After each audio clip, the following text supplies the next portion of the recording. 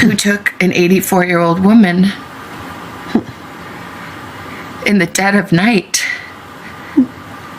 in her pajamas with no shoes, without her medicine. Pills sat on that cold kitchen counter.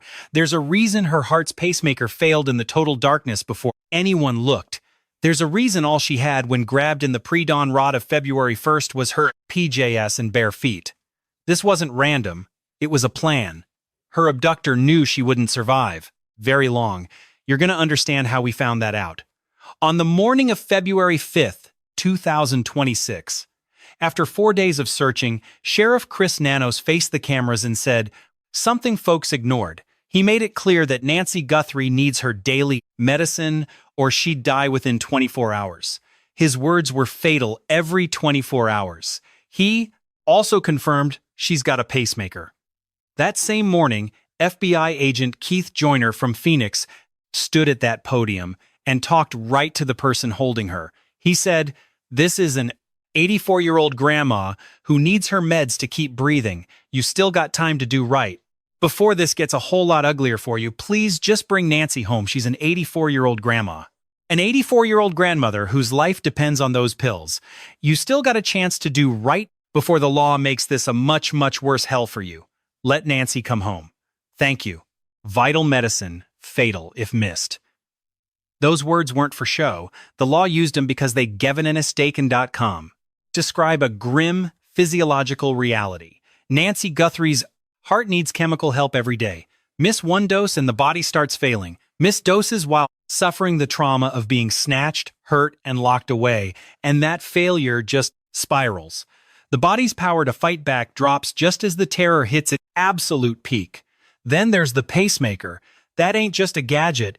It's an implanted electric system that fires timed shocks to keep her heart in rhythm when the muscle can't do it alone. It don't replace the heart, it just manages it. Nancy's for manages. Pacemaker was talking to her iPhone through an app. That link wasn't just for the cops. It was her lifeline. When that mechanical heart stopped syncing with the phone, the device kept ticking, but the monitoring system died, and the phone was left behind in her empty house. When they asked Nanos about her condition, he said her body was likely falling apart more every single day. She needs her medicine, and he didn't know if she was getting it. A sheriff, 5 days after she was taken, publicly admitting he didn't know if she was getting her pills. Don't take that as an emotional plea. It's an operational fact. 4 days in, the ones holding her either had her exact prescriptions and history, or they didn't have anything. No pharmacy records ever showed someone filling a script for an 84-year-old woman in Knott, Tucson after February 1st. No hospitals saw her either.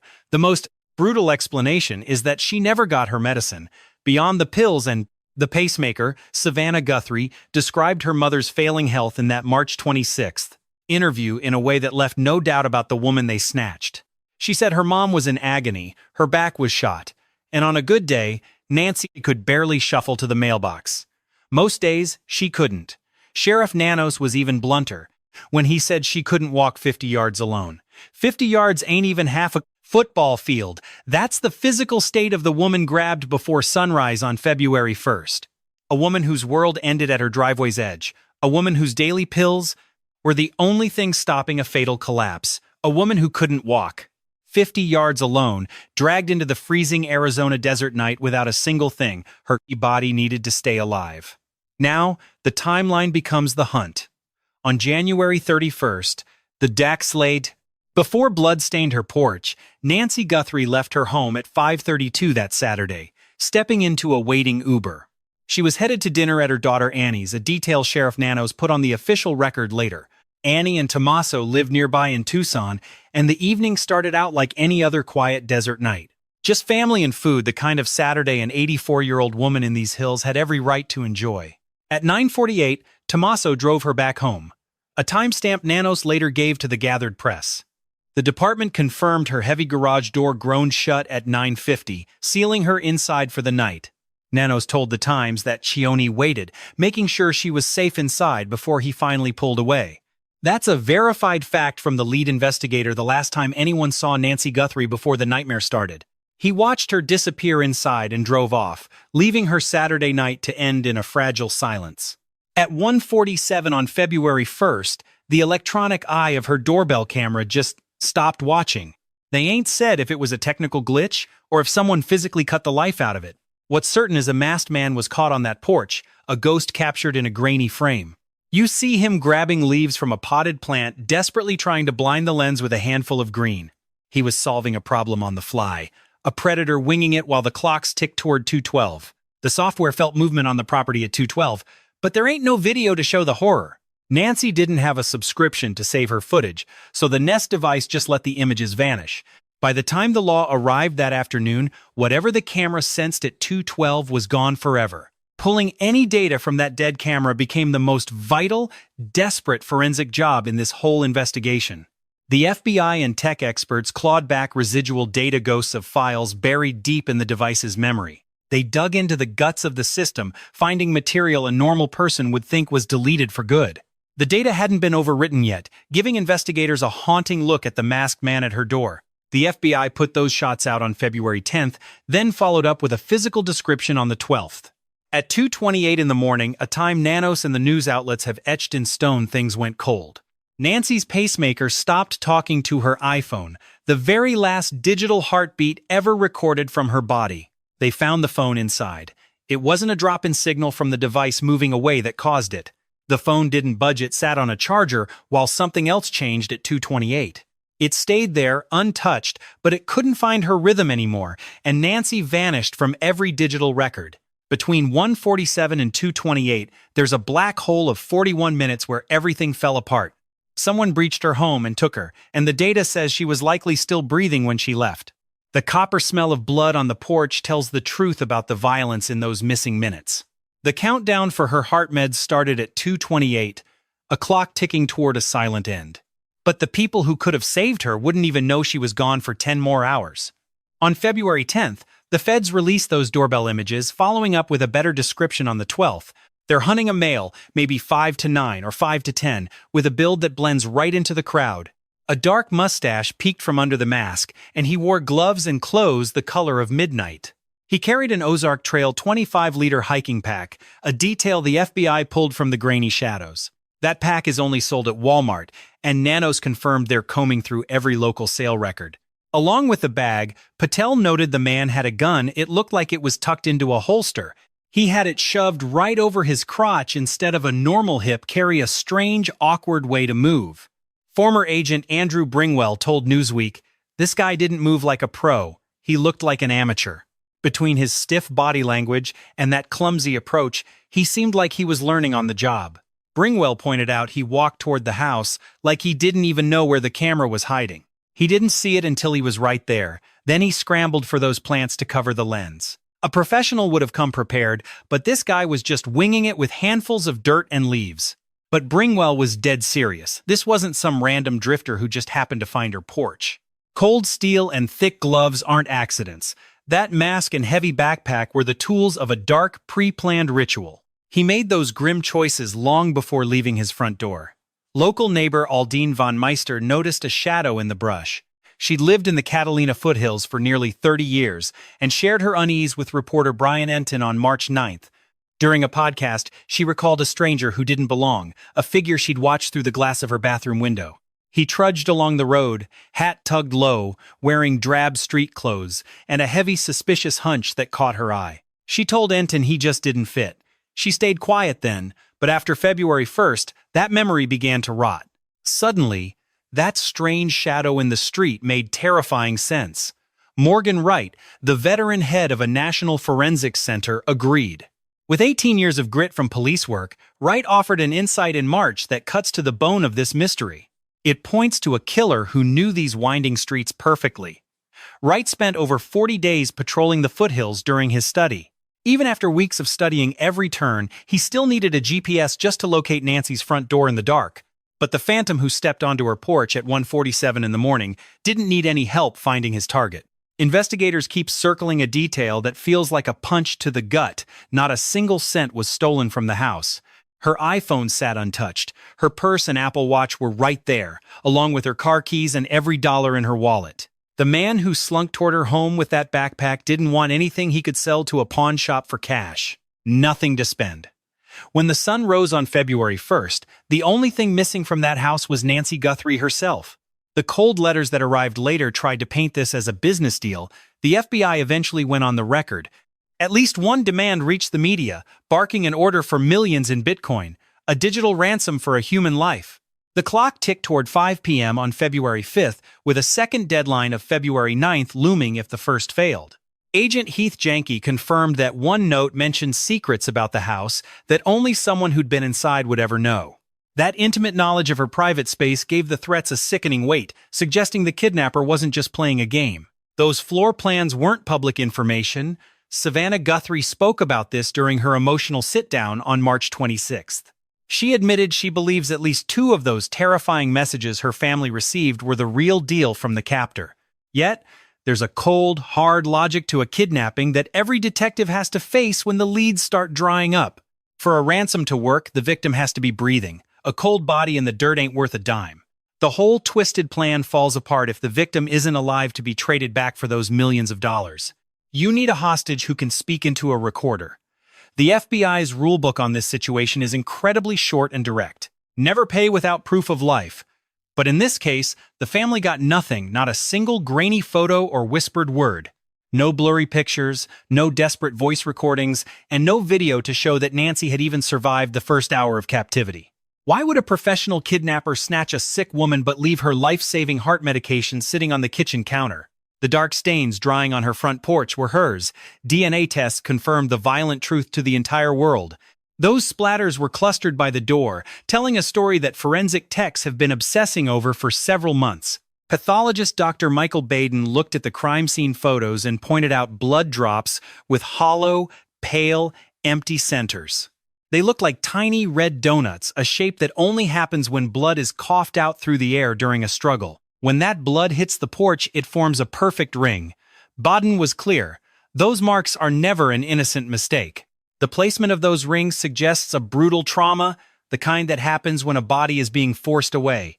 This wasn't a clumsy trip. The geometry of the blood on that concrete tells a much darker tale of a stolen life. Former agent Maureen O'Connell broke down the evidence for News Nation, focusing on a detail most people simply missed. She looked at what wasn't there specifically, the total lack of voids in the spray of blood across the front porch. A void is just a clean spot where something was standing in the way when the red spray hit the floor. Voids prove someone was moving or shifting their weight while they were bleeding out during the heat of the fight. O'Connell didn't think Nancy walked out of that house on her own feet. There simply weren't any voids in the pattern. The blood hit the porch while she was dead still or being hauled away, not while she was walking toward a car. Legal expert Andrew Branca pieced together the most hauntingly accurate timeline of what those stains on the ground actually signify.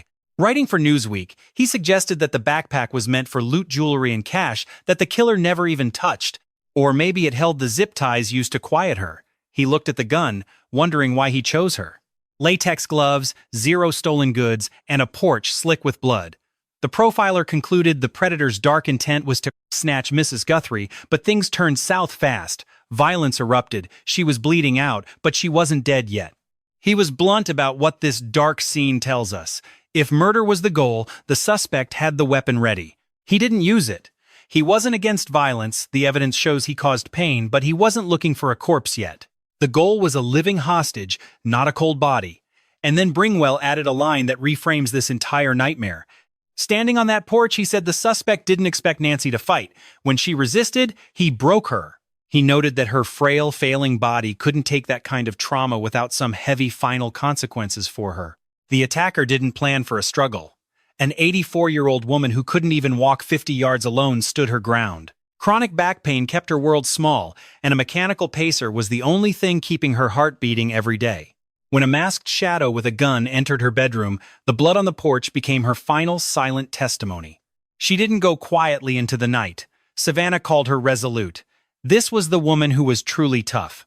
She'd raised 3 kids solo after her man died, surviving 50 years of desert heat and hard, heavy loss. She leaned on faith, and she fought back hard. Whatever brutal force he used to stop her left a stain. It left blood on the wood in a spray Dr. Ben called guilty.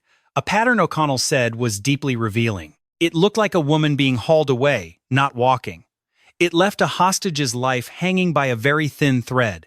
Before the suspect vanished on March 26th, 58 days in, Savannah finally sat down to tell her mother's story. She met Hoda Kotb on the Today Show for her first real formal talk since her mother was taken away. Ex-FBI agent Harry Trombitis said the timing of a major sit-down like this ain't ever just a random coincidence. In these high-profile cases, the feds and the family usually script these appearances together to move the needle. It's a cold, calculated move to keep the public watching, spark new tips, and leak very specific, vetted facts. If that's the play here, then every single word Savannah whispered was reviewed before the cameras even started rolling. She walked through that morning. The family found the house cold and wrong. The air felt heavy and completely empty. Back door swinging open, blood on the step, the Ring camera ripped away, and her phone just sitting there. Her purse was still there too. The kids thought Nancy had a medical crisis and left in a rushing ambulance. Maybe she left on a stretcher through the back, they thought. But her phone and her life stayed behind. All her things were right where she left them. That comforting theory died right there on the bedroom floor. Then she talked about the surreal nightmare of filming Pleas to the Monster, who had her mother in the dark. Deep in that story, she said something that made the former FBI agents freeze the frame and listen close. They played it back. She said her mom was snatched in the dead of night wearing only her pajamas and no shoes. No shoes and no medicine. Former Agent Stuart Kaplan, a veteran of the 9/11 probe, saw the red flags. He went on Jesse Waters and said he and his team had dissected that interview over and over again. They really ripped into it. The one detail that made them stop was that mention of the clothes she wore. He said Savannah was giving out very specific material facts, facts that hadn't been made public to anyone yet. How did Savannah know her mother was in her pajamas with no shoes when she was forced from her home? That suggests the police are sitting on video evidence they haven't shared with the rest of the world quite yet. The logic is sharp and needs to be said. No public footage shows Nancy Guthrie or what she wore that night. Not a single frame released to the press shows her state of dress when the masked suspect arrived. The doorbell cam only shows the shadow approaching, not Nancy being dragged out. There ain't nothing else in the record. Nothing in the public record proves what she had on when she was forced out into the night. If Savannah knew about the pajamas and bare feet, that info came from a source behind a heavy curtain. Either the feds told her, meaning they have proof, or there's footage the public hasn't been allowed to see. Or there's a tape out there showing the actual abduction. Kaplan is betting his career that the tape exists. He's convinced there's a hidden video containing the secrets of the snatching that we haven't been given access to. He says the pajama detail wasn't just a guess, it was a hard, material fact confirmed by some hidden evidence. Trombitis thinks it was a tactical leak, a strategic move by a family working very closely with the FBI. Blood on the porch and an empty bed. Was the law actually working together? That pajama detail was bait. They threw it out there, hoping someone saw Nancy that morning or caught headlights creeping through the scrub.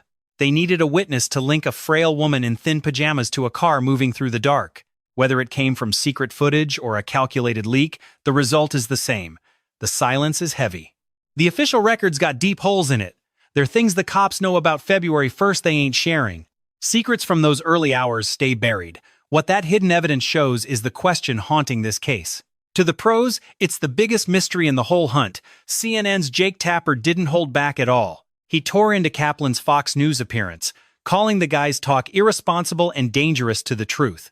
That fight is on the books, but the idea of secret footage, that's a different animal entirely. Standing alone, that theory fits how the feds run a high-stakes hunt. It's standard, tactical silence. It's a strategy other veteran investigators agree with. By March 19th, 47 days had ticked away.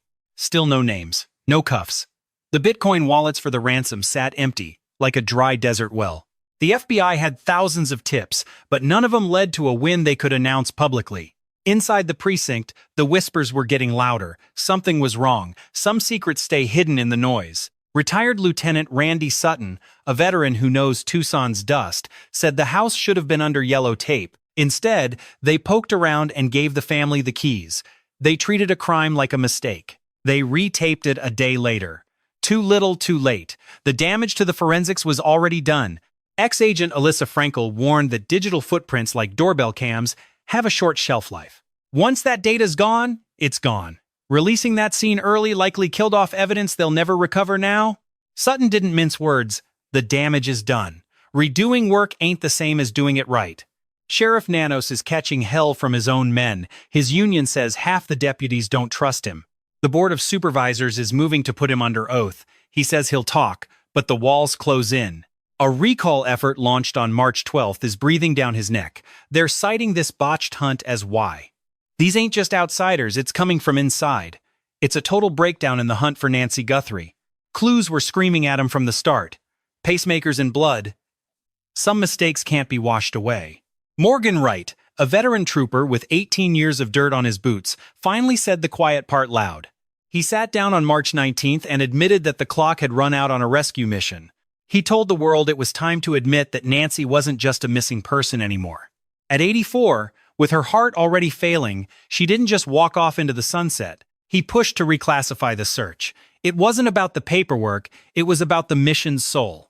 A missing person hunt looks for a living soul. You're tracking sightings and shadows in the light. In the jagged foothills and the dry Sonoran heat, you're hunting for a traveler's path through the sand. But a no-body homicide? That changes everything. It's a shift from a rescue to a graveyard. The early mistakes shape every answer we'll never get. It's the kind of silence that swallows a soul. Morgan Wright, a veteran with 18 years as a state trooper and detective, stepped into this mess. He appeared on Brian Enton's show on March 19th to say what others were too scared to say. He didn't mince words. At some point, you gotta admit she ain't just a missing person anymore. Nancy is 84 with a weak heart. He argued the investigation needed a formal, cold-blooded shift. It wasn't about symbols, it was about the boots on the ground and how they worked the desert. A missing person hunt is for the living. You're looking for movement and signs of survival out there. You're tracking sightings, receipts, and camera frames of someone moving through the world's cold light. In the jagged Catalina hills and the dry Sonoran heat, you're hunting for a traveler's path. But a no-body homicide? That changes everything. The orientation of the search shifts into the dark. It ain't, "Where is she?" anymore. It's, "Where'd they hide her?" You're looking for moved dirt.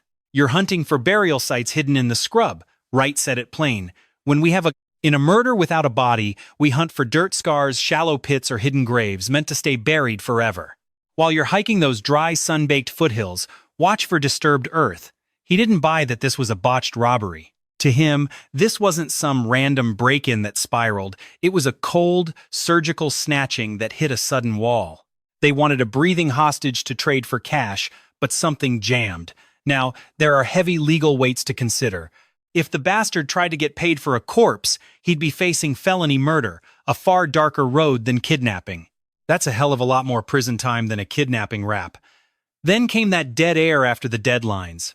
The Bitcoin wallet sat bone dry, the letters stopped coming, and the phone line stayed cold as desert ice at night.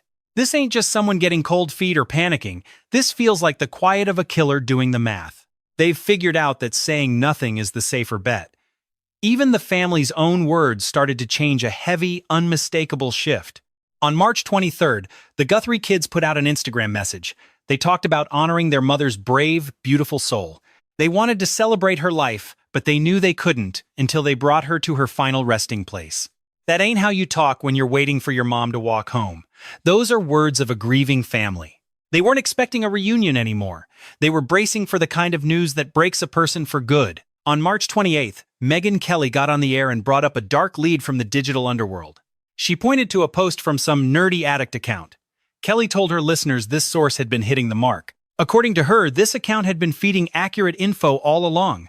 They claimed they had two separate sources inside. These two sources supposedly verified the gut-wrenching text of one of the letters sent out to the local press. What they described was a note that didn't sound like a threat anymore, it sounded like a frantic, desperate apology.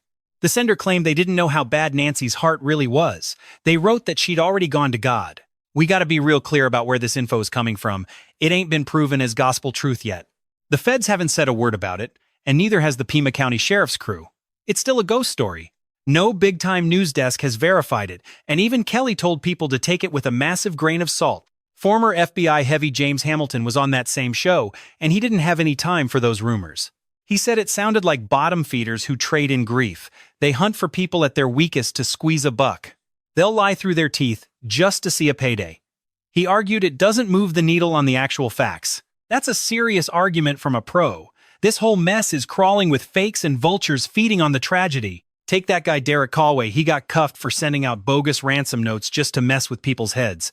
There's a whole world of exploiters that circle these big cases, feeding on the pain like it's a buffet. The liars and fake confessors Hamilton mentioned are all part of this machine, but Kelly was pushing a bigger question. Kelly was pushing a hard question. If the world knew the notes were real, why didn't the money move? If they were sitting there with the cash ready to go, why did that Bitcoin account stay at zero? 58 days and counting, and not a single cent moved. The FBI rulebook on ransom payments isn't something you misread. You don't hand over a dime without proof of life. That's the golden rule in every snatch and grab investigation. In this nightmare, there wasn't a single shred of proof. No grainy photo, no shaky video, not even a whisper. There ain't been a single sign Nancy was still breathing after 2:28 in the morning on February 1st. Following the Fed's lead, the family's promise to pay and that empty wallet actually make perfect sense together. If you can't prove she's alive, the money stays put. And if the family got a message saying she's gone, then that empty wallet isn't a mystery at all. It's just what happens when you follow the protocol to the letter. Now we're at the cliff every lead has been pointing toward. If that note about her heart was actually real, if some amateur really did write that they didn't know how sick she was, then we finally have our answer. Her health wasn't part of their math. The people who dragged Nancy Guthrie out in her pajamas were fly-by-night. They didn't understand that for her, survival was a fragile thing. They built a plan that didn't account for reality. They wanted a payday, a warm body to trade, but the whole thing crumbled because they didn't do their homework. They didn't grasp the physical limits of the woman they snatched. Those pills they left behind were a literal lifeline. By leaving those meds on the nightstand, they didn't realize they were already counting down her final hours. Iron scent of blood rose while a mechanical heart pinged in the suffocating dark silence. Thugs brutal enough to kick in a door but too damn slow to realize she was fading, that an 84-year-old woman with a pacemaker and daily pills would wither without her medicine. It shows a plan with a jagged, lethal hole people who only realize the truth when too late. They hit that wall, saw the mess they made, and chose the coward's way. Frozen silence. The law ain't ruled out a darker path yet, and the detectives are still digging in dirt. If that note's just a sick joke played on a grieving family, there ain't no mercy left. We're left wondering what those monsters who snatched Nancy actually knew when they took her that night. They knew the house, the hour, the neighborhood streets that were swallowed whole by the midnight shadows. They had the kit, gloves, masks, a weapon, and a bag for the spoils of their sin. They'd been watching her, like wolves, long enough for a neighbor to feel the air turn cold. There was a plan, sure. The real horror is how deep those dark roots actually went down. If they researched Nancy Guthrie's life and her money, they surely saw her body was failing her. It ain't hard to think they knew about the pacemaker and the pills that kept her alive. They saw her frailty, the way she lived or died by the schedule of a hospital pharmacy. Maybe her weakness wasn't an accident. Maybe that vulnerability was the very thing they wanted to use. Dragging her out, cutting her off from her doctors, and throwing her into a cold, dark room. Knowing she'd break down, getting worse with every sunrise, exactly like they wanted from the start. That's the cold logic behind the title here. It ain't a fact yet, just a heavy question. The law's still trying to see if what happened to Nancy was a mistake or an execution. One guy says it all went wrong. Another says, start looking for a shallow, lonely grave. Morgan Wright says, treat this as a murder and start hunting for where they dumped the body. The kids say they can't even mourn until they bring their mother to her final resting place. As of today, no names have been called. No cuffs have clicked. The trail is growing cold. That pacemaker hasn't sent a single pulse since 2:28 in the morning on February 1st. 25,000 tips later, and all those badges still haven't found where she went that night. But someone's got the truth. Someone knows what happened in that room while the world was sleeping. Someone saw the doorbell trip at 2:12 and knows why the camera saw only the dark. Someone knows about the blood on the porch and what those red stains mean in human terms. They know which way that car went when it sped away from the foothills into the blackness. The cops think that person ain't alone. That secret is too heavy to carry without some help. Somewhere, someone else is sitting on a truth that's been rotting in their gut since February 1st. A word, a look, a tiny detail that didn't fit then but makes perfect sense now. $1 million is on the table for any soul who can lead them to Nancy's remains. The feds added another 100,000. You can talk to them and stay a total ghost. Call Pima County or 1-800, call FBI if you know where she is. If you've seen something that fits this nightmare, speak up. Nancy was born in 1944. She lived in Tucson 50 years, raising 3 kids alone after her husband died, making them strong. She raised them to be fighters. She was at church every week, sitting in the same pew. Grandkids used to swarm her, covering her face in kisses while she smiled in the Tucson sun. One day she's walking to the mail, the next she's snatched in her pajamas, barefoot and terrified. Whoever did this, whether they forgot she was sick or planned, it left her at the mercy of time. They left her to a clock that started the second her mechanical heart finally went quiet. That clock has been ticking in the silence for 58 long, hollow days and nights.